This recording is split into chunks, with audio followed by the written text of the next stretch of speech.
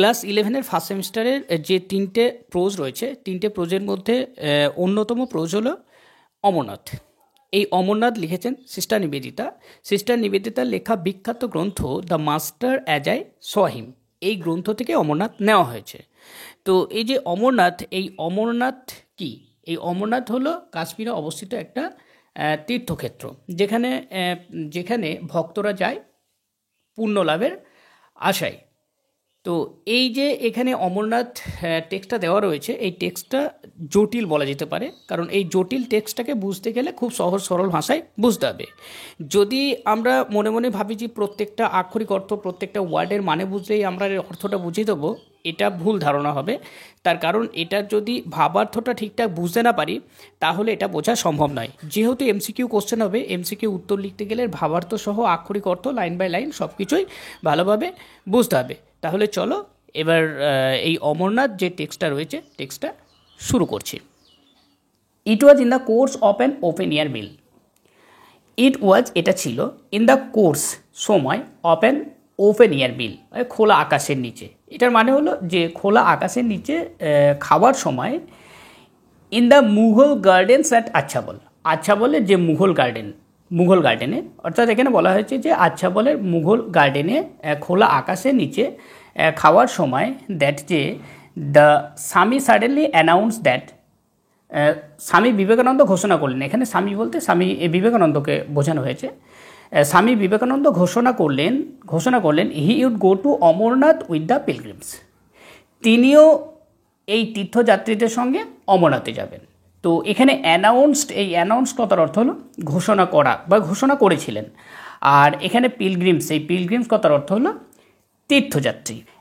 এবং take his daughter with him, তিনি তার কন্যাকেও সঙ্গে নিয়ে যাবেন। এখানে তিনি বলতে স্বামী বিবেকানন্দকে বোঝানো হয়েছে। তো স্বামী বিবেকানন্দ তার কন্যাকে সঙ্গে নিয়ে যাবেন। এবার অনেকে মনে হতে পারে যে স্বামী বিবেকানন্দ তো বিবাহ করেননি, তার কন্যা কোথা থেকে এলো? এখানে কন্যা বলতে সিস্টার নিবেদিতাকে বোঝানো হয়েছে। এখানে সিস্টার নিবেদিতাকে তিনি তার কন্যা হিসাবে ধরেছেন। উইদিন আওয়ার লিটল পার্টি, আমাদের এই ছোট্ট যে দলটি রয়েছে, অর্থাৎ দেখবে যে কোনো ব্যক্তি যদি তীর্থযাত্রায় যায় তাহলে ছোট ছোট দলে বিভক্ত হয়ে যায়, 10 জন 12 জন 15 জন বা 7 জন 8 জন এরকম সদস্য নিয়ে এক একটা দল তৈরি হয়। এই যে স্বামী বিবেকানন্দ এবং তার আরও যে সমস্ত সহযাত্রীরা ছিলেন, তাদের যে দলটা ছিল সেটা খুব ছোট একটা দল। There was too much feeling of delighted congratulations. এই যে ছোট্ট দলের মধ্যে বিভিন্ন ধরনের লোকজন ছিলেন, তো তারা এটা শুনে খুবই আনন্দ পেলেন এবং অভিনন্দন জানালেন। এখানে ফিলিং মানে অনুভব করলেন, আর ডিলাইটেড মানে আনন্দিত হওয়া, আর কংগ্রাচুলেশন কথার অর্থ হলো অভিনন্দন জানানো। For any obstruction to be put in the way of the fortunate member. এইরকম একটা সৌভাগ্যবান মানুষকে তাদের যে পিলগ্রিমস যাত্রা, সেখানে পেয়ে তাদের কোনো বাধা তৈরি হলো না। অর্থাৎ যে স্বামী বিবেকানন্দ যাবেন তাদের সঙ্গে, এই ব্যাপারটা তাদের বিশেষভাবে আনন্দিত করলো, কোনো রকম বাধার সৃষ্টি করলো না। এখানে অবস্ট্যাকল, এই অবস্ট্যাকল কথার অর্থ হলো বাধা, আর এখানে ফরচুনেট কথার অর্থ হলো সৌভাগ্যবান। অ্যান্ড এইডেড ডাজ, এই জন্য তাদের দলের মধ্যে যে সমস্ত লোকজন ছিলেন তারাও বিশেষভাবে সাহায্য করলো ওই অমরনাথ যাত্রা যাওয়ার জন্য। মানে তাদের একটা সঠিকভাবে পরিকল্পনা চলছে যে কীভাবে যেতে পারে। অ্যাজ ওয়েল অ্যাজ, এর পাশাপাশি বাই দ্য স্টেট অফিসাররাও এই ব্যবস্থাটা করলো। অর্থাৎ যে কোনো একটা যাত্রা শুরু হলে, ধর্মীয় যাত্রা, সেখানে স্টেটের একটা দায়িত্ব থাকে, যে স্টেটে হয় আর কি, অন্য স্টেটেরও থাকে। তো সেখানকার যে সমস্ত পুলিশ অফিসার বা কর্মকর্তারা থাকেন, তারা সেই যাত্রাটা যাতে সঠিক হয় সেই ব্যবস্থা করার জন্য তারা প্রত্যেকেই এই কাজটা করে, যে তীর্থযাত্রীরা যাতে খুব ভালোভাবে যেতে পারে, তাদের কোনো অসুবিধা না হয়, সেই ব্যবস্থাটা তারা করে থাকেন। তো এইরকমই যে কাশ্মীরের যে স্টেট অফিসাররা রয়েছে তাদের উপর দায়িত্ব ছিল ইনচার্জ অফ দ্য জার্নি। এই যে জার্নিটা হচ্ছে, জার্নির একটা দায়িত্ব, প্রিপারেশন, তারাও প্রস্তুত করছিল went forward for the unique experience. অর্থাৎ অমরনাথ যাত্রার যে একটা অভিজ্ঞতা তাদের হবে, সেই ব্যাপারটা নিয়ে তারা বিশেষভাবে প্রস্তুতি চালাচ্ছিল। তাদের দলের লোকও যেমন প্রস্তুতি চালাচ্ছিল, ঠিক তেমনই যে সমস্ত স্টেট অফিসারদের দায়িত্বে ছিল, তারাও এই দায়িত্বটা বিশেষভাবে পালন করছিল, যাতে পরবর্তীকালে তাদের একটা অভিজ্ঞতা হয়। কাশ্মীর সিমড এই কাশ্মীর সিমড কথার অর্থ হলো কাশ্মীরকে দেখে মনে হচ্ছিল ইন দোজ উইকস, ওই সপ্তাহগুলিতে, অর্থাৎ যে সপ্তাহগুলিতে মানুষ কাশ্মীর যাত্রায় যাচ্ছিলেন, অমরনাথ যাত্রায় যাচ্ছিলেন, ঠিক সেই সপ্তাহের কথা বলা হয়েছে। To be full of pilgrims, যেন টোটাল কাশ্মীরটাই সবটাই যেন তীর্থযাত্রীতে পরিপূর্ণ হয়ে রয়েছে। ওই সপ্তাহের যে দিনগুলো, সেই দিনগুলোতে কাশ্মীরকে দেখে মনে হচ্ছিল শুধুমাত্র তীর্থযাত্রী সেখানে রয়েছে। উই লেফট আচ্ছাবল, তারপর আমরা আচ্ছাবল ত্যাগ করলাম, and return to our boats at Islamabad, এবং আমরা আমাদের বোট ইসলামাবাদে পৌঁছালাম। ফর ফাইনাল অ্যারেঞ্জমেন্ট, এবং অন্তিম আমাদের যে জোগাড়যান্ত্রী, এখানে অ্যারেঞ্জমেন্ট কথার অর্থ হলো জোগাড়যান্ত্রী, আমাদের যে অন্তিম জোগাড়যান্ত্রী বা প্রস্তুতি, এক কথায় বলতে পারো অ্যারেঞ্জমেন্ট কথার অর্থ হলো প্রস্তুতি। অ্যান্ড এভরিহোয়ার, প্রত্যেক জায়গায়, we saw the March of the gathering host, আমরা দেখতে পেলাম প্রত্যেকটা জায়গায় এই হোস্ট বলতে যেমন একটা দল যাচ্ছে এবং দলকে পরিচালনা করে নিয়ে যাওয়ার জন্য একটা করে লোক থাকে, তো তাদেরকে যে পরিচালনা করে সেটা হোস্ট। অর্থাৎ এখানে বলা হয়েছে যে আমরা দেখলাম যখনই আমরা সামনের দিকে এগিয়ে যাচ্ছি তখন দেখছি এই যে দলে দলে লোকজনরা যাচ্ছে তারা বেশ ঠিকঠাকভাবেই যাচ্ছে, এটা এখানে বলা হয়েছে। It was all very quiet and orderly and picturesque. এই যে তীর্থযাত্রাটা খুব শান্তভাবে, অর্ডারলি মানে খুব পরিকল্পিতভাবে, আর এই পিকচার্স কথার অর্থ হলো মনোরমভাবে। মানে এই যে এখানে তীর্থযাত্রাটা চলছে, এই তীর্থযাত্রাটা খুব শান্তভাবে, পরিকল্পিতভাবে এবং মনোরমভাবে চলছে, এটা এখানেই বোঝানো হয়েছে। 2 or 3,000 people would encamp in a field, বলছে 2 থেকে 3,000 তীর্থযাত্রী যারা অমরনাথে যাচ্ছেন তারা একটা মাঠের মধ্যে তারা যে তাঁবু খাটাতো আর কি, and leave it before dawn, ভোর হতেই তারা আবার এই জায়গাটাকে ছেড়ে দিত। With no trace of their occupation, তারা যে জায়গাটা দখল করে আছে সেখানে কোনো জিনিসই তারা ফেলে রাখতো না। Save the ashes of their cooking fire, শুধুমাত্র তাদের ছাই ছাড়া, অর্থাৎ তারা যে তাঁবু খাটিয়ে সেখানে থাকতো এই 2-3 হাজার লোক, যখন তারা ভোর হতেই উঠে চলে যেত সেখানে কোনো রকম নোংরা আবর্জনা থাকতো না, শুধুমাত্র পড়ে থাকতো তারা যে রান্না করতো সেই রান্না করার ওইটুকুই পড়ে থাকতো, আর বাদবাকি কোনো কিছু সেখানে থাকতো না। এখানে এই অকুপেশন কথার অর্থ হলো দখল করে থাকা, অর্থাৎ তারা যেখানে তাঁবুটা টাঙাতো ঠিক সেই জায়গার কথা বলা হয়েছে। দে ক্যারিড আ বাজার উইথ দেম, তারা তাদের সঙ্গে মালপত্র বহন করত। এই বাজার বলতে এখানে বিভিন্ন রকম মালপত্র বহন করা। অ্যান্ড অ্যাট ইচ হল্টিং, এবং প্রত্যেকটা জায়গায় যেখানে তারা দাঁড়াতো ওই অমরনাথে যাওয়ার পথে জায়গাটা তাঁবু খাটাতো, দ্য পিচিং অফ টেন্টস, তারা তাদের তাঁবু খাটাতো, অ্যান্ড ওপেনিং অফ শপস, তারা সেখানে একটা দোকান সাজিয়ে নিত। Took place with incredible rapidly, এই বিষয়টা যেন খুব ভালোভাবে চলতো। এই র্যাপিডলি কথার অর্থ হলো দ্রুততার সঙ্গে চলা। Organisation appear to be instinctive, এখানে এই যে তাঁবু খাটিয়ে দোকান তৈরি করা এই বিষয়টা যেন খুবই সহজাত মনে হতো। এখানে ইনস্টিংটিভের আক্ষরিক অর্থ হলো স্বতঃস্ফূর্ত, তো এখানে সহজাত হিসাবে ধরা হয়েছে। A broad street would run through the middle of one part of the camp, একটা বড় রাস্তা তাঁবুর এক পাশের অংশের মধ্য দিয়ে যেন চলে গিয়েছে। Here one could buy dried fruits, সেখানে অনেকে আবার শুকনো খাবার কিনতে পারতো, যেমন milk, dals and rice. The tent of the tahsildar, এখানে তহসিলদার কথার অর্থ হলো এই তীর্থযাত্রার করার যে কর্মকর্তা, সেই কর্মকর্তাকে এখানে তহসিলদার হিসেবে ধরা হয়েছে। উইথ দ্যাট অফ দ্য স্বামী অন সাইট, এই তহসিলদারের যে টেন্টটা ছিল সেই টেন্টের পাশেই স্বামী বিবেকানন্দ তিনি এই টেন্টটা তৈরি করেছিলেন। And my own on the other, এবং আরও যে সমস্ত টেন্ট রয়েছে, were generally placed near some adventurous spot for the lighting of the evening fire, অর্থাৎ তাদের যে টেন্টগুলো তৈরি করা হয়েছিল সেই পাশাপাশি যে টেন্টগুলো ছিল সন্ধ্যেবেলা যে আগুন জ্বালাতো, সেই আগুনের যে আলো, সেই আলোটা যাতে সেখানে গিয়ে পড়ে ঠিক সেই রকম জায়গায় পাশাপাশি তাদের টেন্টটা তৈরি করা হয়েছিল।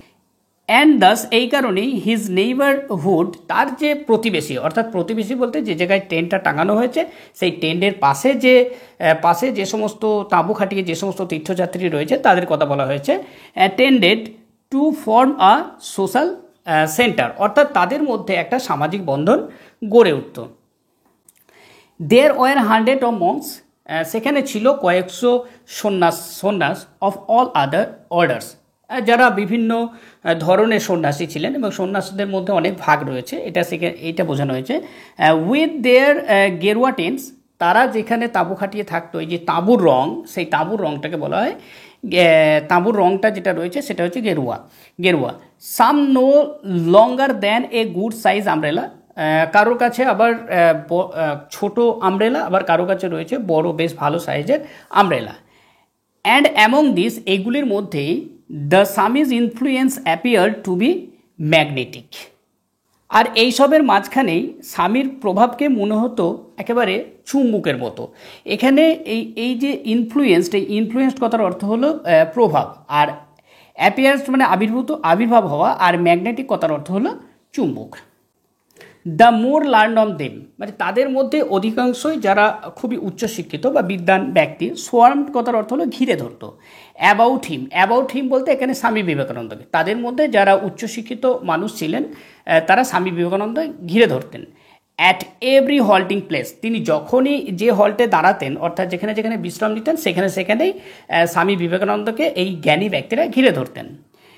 ফিলিং হিজ টেন্ট, এমনকি তার যে টেন্ট ছিল স্বামী বিবেকানন্দের টেন্টটা ভরে যেত। And remaining absorbed in conversation, এবং প্রত্যেকেই তার সঙ্গে কথোপকথনে মত্ত থাকতো। Through out the hours of the day light, যতক্ষণ দিনের আলো থাকতো। তো এখানে এটা এরকম বোঝানো হয়েছে মানেটা, যে তাদের মধ্যে যারা বেশি উচ্চশিক্ষিত মানুষ তারা দলে দলে এই স্বামী বিবেকানন্দকে ঘিরে থাকতেন, আর তার যে তাঁবু, সেই তাঁবুটাকে সকলেই যেন একেবারে পরিপূর্ণ অর্থাৎ ভর্তি করে রাখতেন, ভর্তি করে তুলতেন, আর তার সঙ্গে কথোপকথন করতেন। তার সঙ্গে বলতে এখানে স্বামী বিবেকানন্দের সঙ্গে কথোপকথন করতেন যতক্ষণ দিনের আলো থাকতো। এখানে কনভারসেশন কথার অর্থ হলো কথোপকথন, অ্যাবজর্ব কথার অর্থ হলো শোষণ করা, কিন্তু এখানে শোষণ করা নয়, অর্থাৎ এই স্বামী বিবেকানন্দ যে কথাগুলো বলতেন সেই কথাগুলো আত্মস্থ করা, এখানে এটাকে অ্যাবজর্ব বলা হয়েছে আর কি। The talk on their side, তাদের দিক থেকে যে সমস্ত কথাবার্তা চলতো, হি টোল্ড আস আফটারওয়ার্ডস, তিনি আমাদেরকে পরবর্তীকালে বলেছেন। এখানে তিনি বলতে স্বামী বিবেকানন্দ, এবার আমাদেরকে বলতে এখানে সিস্টার নিবেদিতা সহ আরও যে সমস্ত তীর্থযাত্রী ছিলেন তাদের কথা বলতেন। Had been all of Shiva, তারা প্রত্যেকেই এই শিব বা মহেশ্বর সম্পর্কে কথা বলতেন। And they had remonstrated with him seriously when he had insisted occasionally on drawing their attention to the world about them. এখানে মানে হলো এটাই যে অ্যান্ড দে রিমনস্ট্রেটেড, তারা আপত্তি তুলতো উইথ হিম সিরিয়াসলি, মানে তার প্রতি বলতে গেলে স্বামী বিবেকানন্দের প্রতি, হোয়েন যখন হি হ্যাড ইনসিস্টেড, তিনি যখন জোরের সাথে বলতেন, প্রায়ই, এখানে অকেশনালি মানে প্রায় বলতেন যে, এবং তাদের মনোযোগ আকর্ষণ করতে চাইতেন এই সমস্ত যে বিশ্ব ব্রহ্মাণ্ড রয়েছে, এই বিশ্ব ব্রহ্মাণ্ডের সারা পৃথিবী সম্পর্কে, ঠিক সেই সময় তার যে কথা, সেই কথা সম্পর্কে আপত্তি তুলতেন। ইভেন ফরেনার্স দে আর্গড ওয়ার মেন, এমনকি বিদেশিরাও জোরের সঙ্গে বললেন। এখানে এই ফরেনার্স কথার অর্থ হলো বিদেশিরা, আর আর্ট কথার অর্থ হলো জোরের সঙ্গে বলা। ওয়ারম্যান, তারাও মানুষ। ইভেন বিদেশিরাও জোরের সঙ্গে বললেন যে তারাও মানুষ। হোয়াই মেক সাচ ডিস্টিংকশন বিটুইন স্বদেশ অ্যান্ড বিদেশ, তাহলে কেন এই স্বদেশ এবং বিদেশের মধ্যে পার্থক্যটা করছেন? তো এখানে ডিস্টিংশনস যেটা দেওয়া আছে, এই ডিস্টিংশনস কথার অর্থ হলো পার্থক্য করা, কেন পার্থক্যটা করছেন। Nor could many of them understand the warmth of his love and sympathy for Mohammedanism.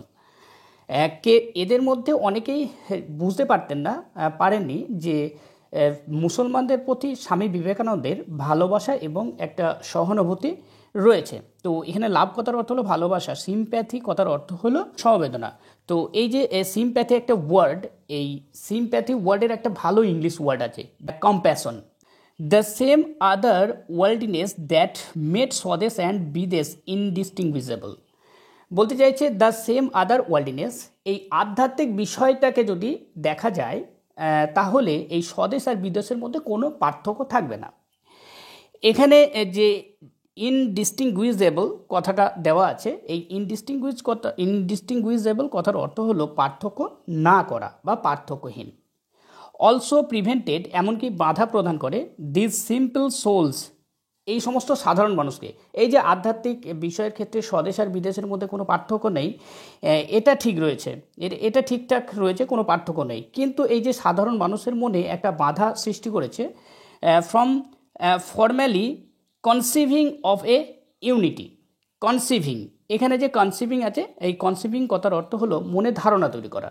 অর্থাৎ এই সাধারণ মানুষের মনে এমন একটা ধারণা তৈরি হয়েছে সাধারণভাবে, যেটা বাধা সৃষ্টি করছে, in which Hindu and Mohammedan were but rival elements. এখানে রাইভাল, এলটা যাই হোক মিস্টেক হয়েছে, এখানে একটা এল হবে। তো হিন্দু এবং মুসলিমদের মধ্যে কোনো ইউনিটি থাকতে পারে না, ইউনিটি থাকতে পারে না, তারা পরস্পরের শত্রু, এটাই বোঝাতে চেয়েছে। The Soyel of the Punjab, পাঞ্জাবের যে মাটি, দে আর্ট, তারা যুক্তি দিত। এখানে অর্থ হলো তারা আরও এই সমস্ত যুক্তি দিত এর পিছনে, যে হিন্দু মুসলিমের মধ্যে ইউনিটি থাকতে পারে না, তাদের মধ্যে একটা বিভেদ সম্পর্ক রয়েছে, এই ব্যাপারটা বোঝানোর জন্য তারা আরও যুক্তি দিত এটাই যে was drainage with blood of those who had died for the faith. মানে বলতে চাইছে যে সমস্ত ধর্মীয় লোকজন ছিল তাদের ধর্মকে রক্ষা করার জন্য অনেকেই জীবন দিয়েছেন, যাদের রক্তে এই পাঞ্জাবের মাটি ভিজে গিয়েছে, এই কথাটাই এখানে বলেছে। Hair at least let him practice A narrow orthodox. বলছে তাহলে এক কাজ করুন, আমাদেরকে এই যে ধর্মীয় বিষয়টা, ধর্মীয় বিশ্বাস, এটা তো অন্তত আমাদেরকে পালন করতে দিন, এটা তো ধর্মীয় গোড়ামিটা অবশ্যই আমাদেরকে মানতে দিন। কারণ এই ক্ষেত্রে পাঞ্জাবের যে মাটিটা ভিজে গিয়েছে, তাদের ধর্ম রক্ষা করার জন্য, আমাদের যে হিন্দু ধর্ম সেই রক্ষা করার জন্য অনেক ধর্মীয় মানুষদের রক্ত ঝরেছে সেখানে। তো এই ব্যাপারে যদি লক্ষ্য করেন তাহলে আমাদেরকে তো এই ধর্মীয় বিশ্বাসের অনুভূতিটা তো আনতে দিন, এখানে তো আঘাত করবেন না। ইন অ্যান্সার টু দিস, এর উত্তরে এটাই বলা যায় যে ধর্মীয় গোড়ামি রয়েছে, এটা আমাদেরকে মানতে দিন। তাহলে এর উত্তরে এটাই বলা যায়, as became one who was in fact an anachronism of the future. এখানে এই অ্যানাক্রোনিজম কথার অর্থ হলো কালের বিশেষ, অর্থাৎ কাল বৈষম্য, যেটার পুরোপুরি অর্থ বলা যায় কাল বৈষম্য। তো এখানে বলতে চাইছে ভবিষ্যতের কাণ্ডারি হলেন এই স্বামী বিবেকানন্দ। এর উত্তর এটা বলা যায় যে ভবিষ্যতের কাণ্ডারি হলেন স্বামী বিবেকানন্দ। এই কথা কেন বলছি? এই কথা বলার কারণ হলো যে ভবিষ্যতে কি ঘটবে বা ভবিষ্যতে কি হতে পারে সেই ব্যাপারটা তিনি আগে থেকেই অনুধাবন করতে পারছেন। The Swami made those practical concession of the moment that were expressive of his love for the brethren. The Swami made those practical concession. স্বামী তাদেরকে সাধারণভাবে একটা অনুমোদন দিলেন। এখানে কনসেশন কথার অর্থ হলো অনুমোদন দিলেন সেই তখনই, কারণ এই অনুমোদন দিলেন যে তারা যেটা ধর্মীয় বিশ্বাস করতে চাইছে তারা অবশ্যই তাদের ধর্মীয় বিশ্বাস রাখবে, কখনোই তাদের ধর্মীয় বিশ্বাসের উপর আঘাত আনা হবে না। এইবার বলা হয়েছে যে that were expressive of his love for the brethren. এই থেকে বোঝা যায় যে তার ভ্রাতৃত্বের প্রতি একটা যে ভালোবাসা সেটা বিশেষভাবে প্রভাবিত। And drove his principle home to their minds with the greater force and vehemence. এখানে বলতে চাইছে যে তিনি তখন তার যে সেই যুক্তির বাণ যে সমস্ত ধর্মগণ রয়েছে বা ভক্তগণ রয়েছে তাদের হৃদয়কে স্পর্শ করানো তিনি চেষ্টা করলেন বা চেতনার দিকে তিনি তাদেরকে ছুড়ে দিলেন। বাট কিন্তু as he told the tale of his own discussion, কিন্তু তিনি তার যে আন্তরিকতার আলোচনা সেটা অবশ্যই বলেছিলেন, the foreigners mind could not help, কিন্তু বিদেশি লোকেদের যে মন কোনো রকম প্রভাবিত হয়নি উইথ সাম অ্যামিউজমেন্ট, এরকম একটা মজাদার কথাবার্তায়, nothing the paradox that the tahsildar himself.